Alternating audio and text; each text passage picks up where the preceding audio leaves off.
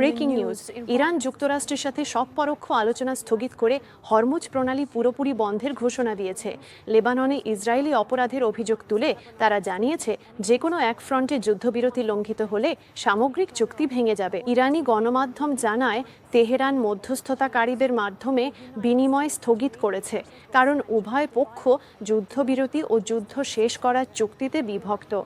এই সিদ্ধান্ত নেওয়া হয়েছে কারণ ইরানি সূত্রমতে ইসরায়েল লেবাননে অভিযান চালাচ্ছে। ইরান আরও দাবি করেছে ইসরায়েলি বাহিনীকে সম্পূর্ণভাবে লেবাননের ভূখণ্ড থেকে প্রত্যাহার করতে হবে। ইরানি গণমাধ্যম জানিয়েছে, যেহেতু লেবানন যুদ্ধবিরতির কাঠামোর একটা মূল পূর্বশর্ত ছিল এবং এখন একাধিক ফ্রন্টে তা লঙ্ঘিত হয়েছে বলে মনে করা হচ্ছে, তাই ইরানি আলোচক দল মধ্যস্থতাকারীদের মাধ্যমে সংলাপ ও প্রস্তাব বিনিময় বন্ধ করে দিয়েছে।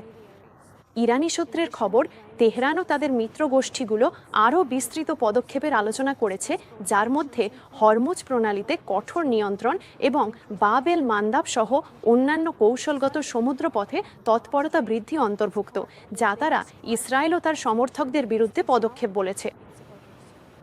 ইরান যুক্তরাষ্ট্রের সাথে পরোক্ষ আলোচনা স্থগিত করে হরমুজ প্রণালী বন্ধের ঘোষণা দিয়েছে।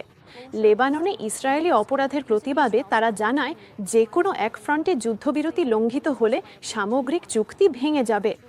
ইরানি গণমাধ্যম জানায় তেহরান যুক্তরাষ্ট্রের সঙ্গে পরোক্ষ সব যোগাযোগ বন্ধ রেখেছে, কারণ উভয় পক্ষ যুদ্ধবিরতি ও যুদ্ধ বন্ধের চুক্তিতে পৌঁছাতে ব্যর্থ হয়েছে।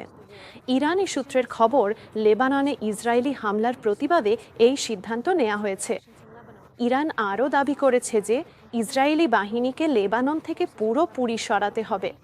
ইরানি গণমাধ্যম জানায়, যেহেতু লেবাননকে যুদ্ধবিরতির মূল শর্ত ধরা হয়েছিল এবং এখন তা লঙ্ঘিত হচ্ছে, তাই ইরানি আলোচক দল মধ্যস্থতাকারীদের মাধ্যমে আলোচনা ও প্রস্তাব বিনিময় বন্ধ রেখেছে।